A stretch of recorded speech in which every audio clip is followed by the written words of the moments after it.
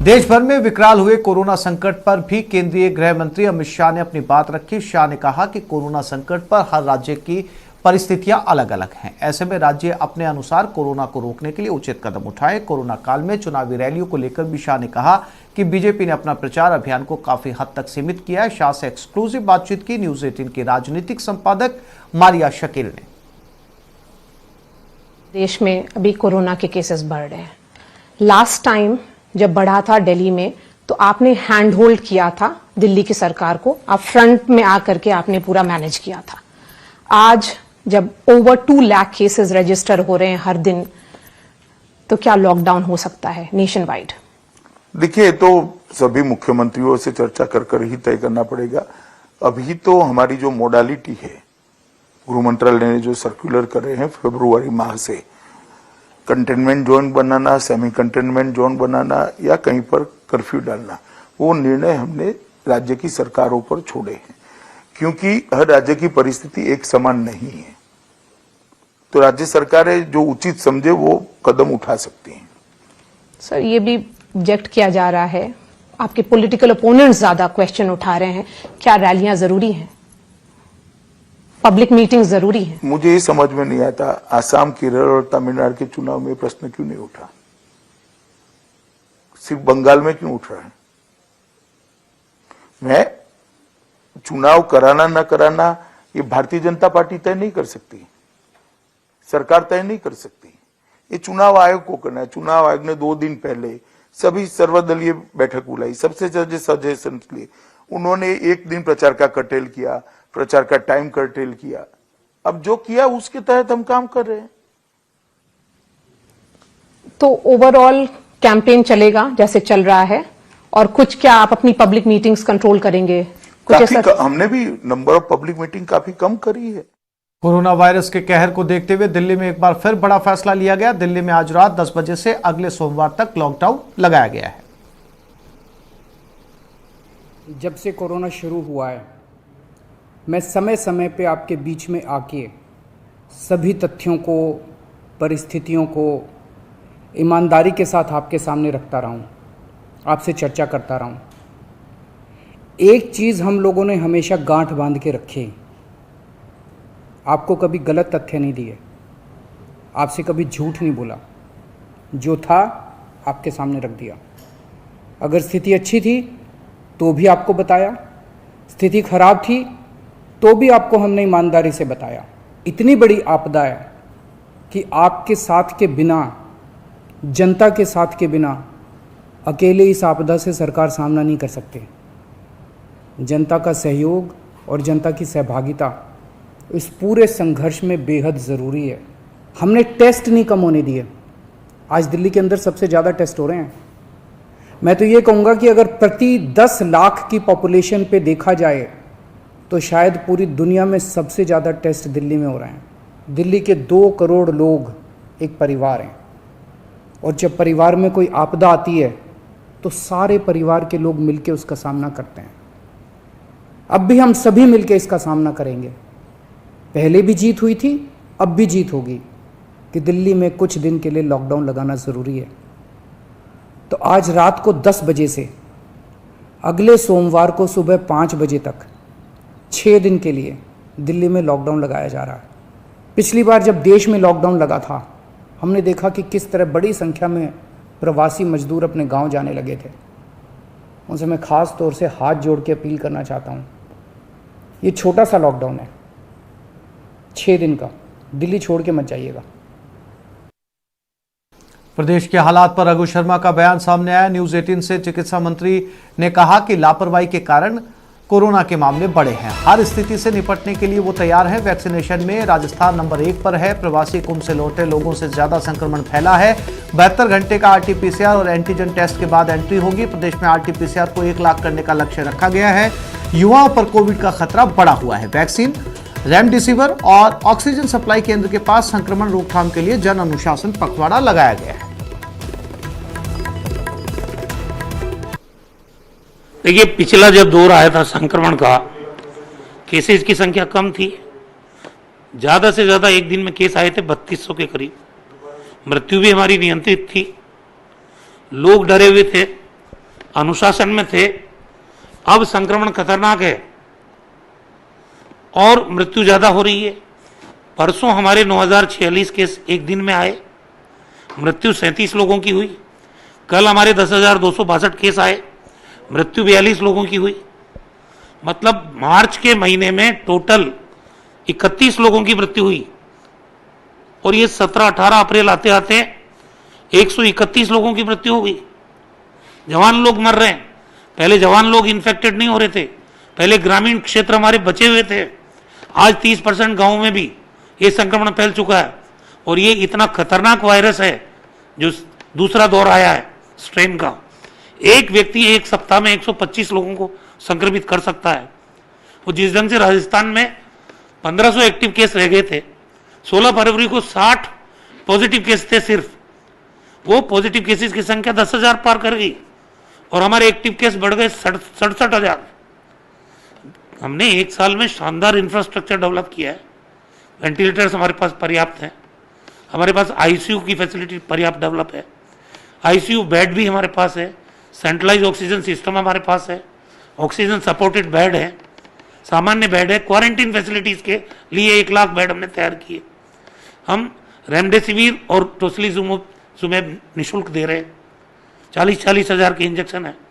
हम plasma therapy दे रहे हैं करीब 12 जगह, 9 जगह सरकारी और 3 प्राइवेट में।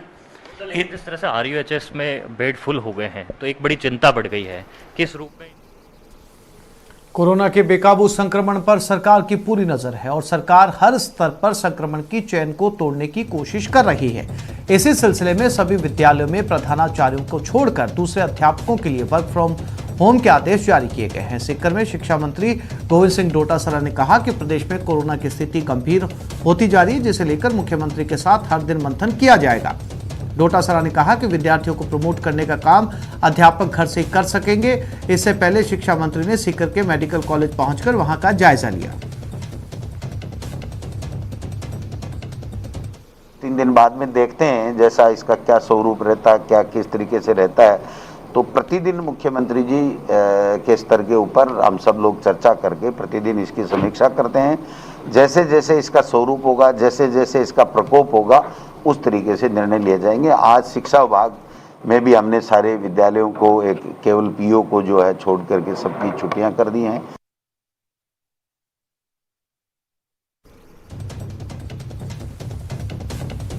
झुंझुनू के चिड़ावा में कोरोना के बढ़ते असर को देखते हुए काफी सतर्कता बरती जा रही है। संक्रमण के बढ़ते खतरे को लेकर पालिका अध्यक्ष सुमित्रा सैनी भी एक्शन में है। शहर के हालात का जायजा लेने निकली सुमित्रा ने पालिका कर्मचारियों को पूरे शहर को सैनिटाइज करने के निर्देश दिए। इस दौरान वो खुद भी सैनिटाइज कर फायर ब्रिगेड के साथ चलती रही। खास बात यह है कि सुमित्रा सैनी ने खुद भी पाइप लेकर सैनिटाइज किया। कोरोना के बढ़ते प्रकोप को देखते हुए पूरे चिड़ावा शहर में सैनिटाइज करवाया जा रहा है और ऑटो के द्वारा, व्हीकल जो ऑटो है उसके द्वारा कोरोना की रोकथाम के प्रचार प्रसार किए जा रहे हैं। और सभी लोगों से ये अपील की जा रही है कि ज़्यादा से ज़्यादा घर पर रहे, ज़रूरी हो तो ही घर से बाहर निकले और मास्क जरूर लगाए रखें। अपनों का और अपना बचाव ही उपचार है। और अब बात सीकर की 15 फीट लंबी पेंटिंग की, जो शहर के एंट्री पॉइंट पर कोरोना से लोगों को सचेत कर रही है। सड़क पर उकेरी गई ये तस्वीर पब्लिक को आगाह कर रही है, सावधान कर रही है। जान प्यारी है तो कोरोना प्रोटोकॉल का पालन करो, घर से बेवजह बाहर मत निकलो। सीकर के फतेहपुर के रहने वाले सुनील ने लोगों को कोरोना से सचेत करने के लिए शहर के एंट्री पॉइंट पर करीब 15 फीट लंबी पेंटिंग बनवाई है। इस पेंटिंग में उन्होंने कोरोना का सिंबल बनाया है और लोगों को घरों में रहने की सलाह दी। गौरतलब है कि भारत में कोरोना संक्रमण तेजी से फैल रहा है। देश में कोरोना संक्रमित मरीजों की संख्या अब हर दिन 2 लाख के पार पहुंच रही है। एक बार फिर इस बात को लेकर चर्चा जोरों पर है कि आखिर कोरोना की दूसरी लहर कब शांत होगी और कब कोरोना संक्रमित मरीजों की संख्या में कमी आएगी। एक रिसर्च के मुताबिक कोरोना वायरस की दूसरी लहर 100 दिनों तक रह सकती है और इस तरह की लहरें 70% आबादी का टीकाकरण होने और हर्ड इम्यूनिटी हासिल करने तक आती रहेंगी। लेकिन जब तक ऐसा नहीं होता तब तक कोरोना से बचाव के लिए सावधानी ही इकलौता उपाय है। सुनील का ये संदेश इसलिए भी अहम है क्योंकि सुनील के परिवार और रिश्तेदारी के 7 लोग कोरोना से जान गंवा चुके हैं। और अब बात रंगोली से जागरूकता संदेश की। सड़क पर उकेरी गई इस रंगोली से लोग सजग हो रहे हैं। दौसा जिले के सिकराय में वीकेंड कर्फ्यू के दौरान लोगों को रंगोली सजाकर कोरोना से सचेत किया जा रहा है। रंगोलियों के माध्यम से कई संदेश सड़कों पर दिखाई दे रहे हैं, जिन्हें पढ़कर लोग जागरूक हो रहे हैं। आज सिकराय कस्बे में हमने युवा साथियों के साथ कोरोना जागरूकता की रंगोलियां बनाकर संदेश दिया, जिसमें को से कोई भी, रो से रोड पर, ना से ना निकले, अर्थात कोई रोड पे ना निकले। दूसरा को से कोई, रो से रोने वाला, ना से ना रहेगा, अर्थात कोई रोने वाला नहीं रहेगा। और अगर हमने सबने इसका सख्ती से पालन नहीं किया तो इसका मतलब बदलते देर नहीं लगेगी। इस संदेश की इसलिए भी अहमियत बढ़ जाती है क्योंकि देश में कोरोना संक्रमितों के आंकड़ों के मामले रोज नए रिकॉर्ड बना रहे हैं। आपको कोरोना से जुड़ी और खबरें दिखाएं और लोगों की लापरवाही दिखाएं, उससे पहले आपको तस्वीरें दिखाते हैं। एक ऐसी तस्वीर जो दिल दहला देती है। देखिए वांगनी रेलवे स्टेशन के सीसीटीवी फुटेज को। आप देख सकते हैं कि एक मां अपने 2 बच्चों को लेकर वांगनी रेलवे स्टेशन के प्लेटफॉर्म पर जा रही है। तभी अचानक एक बच्चा रेल की पटरियों पर गिर जाता है। उसी पटरी पर तेज रफ्तार से लोकल ट्रेन भी आ रही है। इससे पहले कि बड़ा हादसा होता, दूसरे प्लेटफॉर्म पर तैनात एक सुरक्षा कर्मचारी अपनी जान की परवाह ना करते हुए बच्चे की तरफ लपकता है और बच्चे को उठाकर उसकी मां को दे देता है। खुद भी सही सलामत प्लेटफॉर्म पर चढ़ जाता है और तभी ट्रेन गुजर जाती है।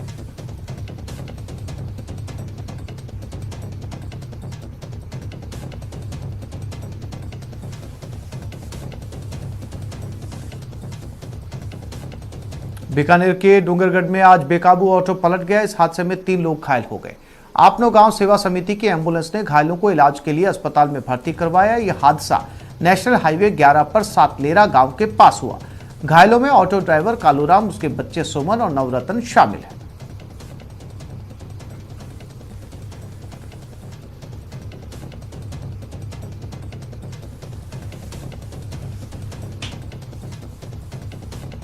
और अब देखते हैं टॉप 10 वायरल। सोशल मीडिया पर एक मजेदार वीडियो वायरल हुआ जिसमें वायरस इधर उधर घूमकर लोगों को अपनी चपेट में लेने की कोशिश कर रहा है। एक शख्स उसे मास्क, सैनिटाइजर, वैक्सीन से डराने की कोशिश करता है, पर कोरोना है कि रुकता ही नहीं।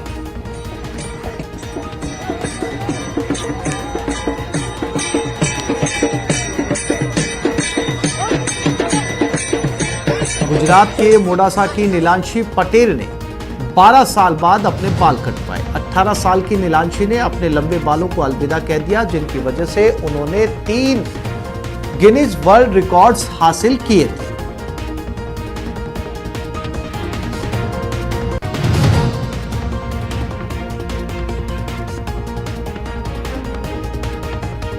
सोशल मीडिया पर इन दिनों बंदरों का एक वीडियो जमकर वायरल हो रहा है, जिसमें एक शख्स बंदरों को पानी पिलाते नजर आ रहा है। पहले वो शख्स एक बंदर को पानी पिला रहा होता है, तभी वहां एक दूसरा बंदर आ जाता है, जिससे शख्स बोतल से पानी पिलाता नजर आए।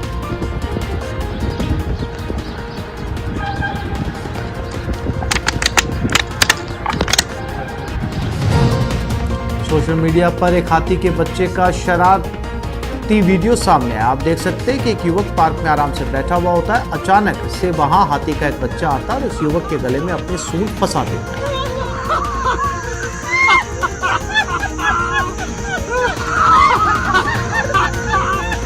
इंटरनेट पर एक शख्स का अजीबोगरीब वीडियो सामने आया, जिसमें एक शख्स कुत्ते को कंधे पर बिठाकर ले जा रहा है। कुत्ते के मुंह पर मास्क लगा है, लेकिन शख्स ने मास्क नहीं लगाया। ऐसा लग रहा है मानो शख्स ने अपना मास्क उतारकर कुत्ते को पहना दिया।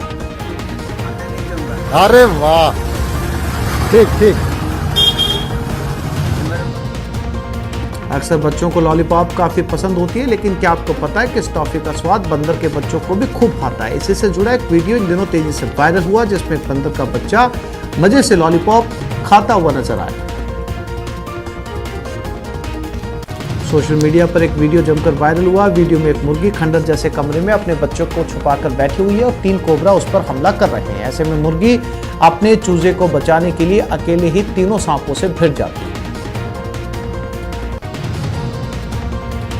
सोशल मीडिया पर इन दिनों एक छोटे डॉगी का वीडियो जमकर वायरल हो रहा है, जिसमें कई सारे ALPA जानवरों का झुंड एक छोटे से कुत्ते को देखकर उसकी तरफ आश्चर्य से आते हैं, लेकिन जैसे ही डॉगी उनकी तरफ बढ़ता है, सारे जानवर ऐसे दुम दबाकर भाग जाते हैं जैसे कोई शेर आया हो। चूहों से बचने के लिए एक शख्स ने गजब का दिमाग लगाया। वीडियो में आप देख सकते हैं एक बड़ी बाल्टी रखी हुई है, बाल्टी के ऊपर एक ढक्कन है जिस पर गेहूं रखे हुए, वहीं बाल्टी तक एक सीढ़ी लगी हुई है जिस पर कई चूहे चढ़ रहे हैं। जैसे चूहे गेहूं खाने की कोशिश करते हैं, सीधे बाल्टी में पहुंच जाते हैं। कुछ क्यूट बिल्लियों के परिवार का एक वीडियो सोशल मीडिया पर खूब वायरल हुआ। इस वीडियो को ओडिशा की चिलिका झील की सीमाओं पर घूमते हुए देखा गया।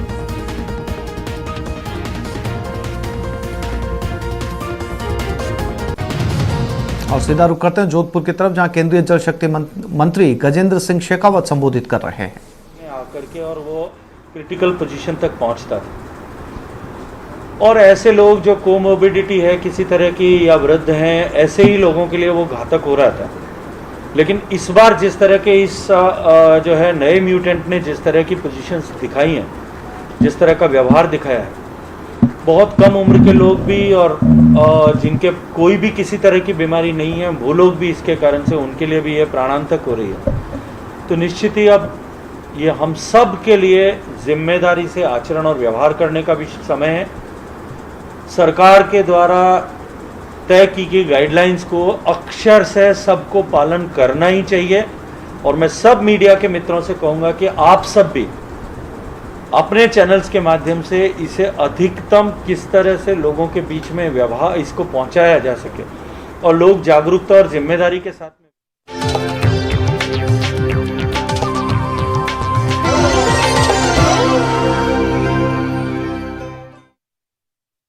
कहते 1 से भले 2 और 2 से भले 3।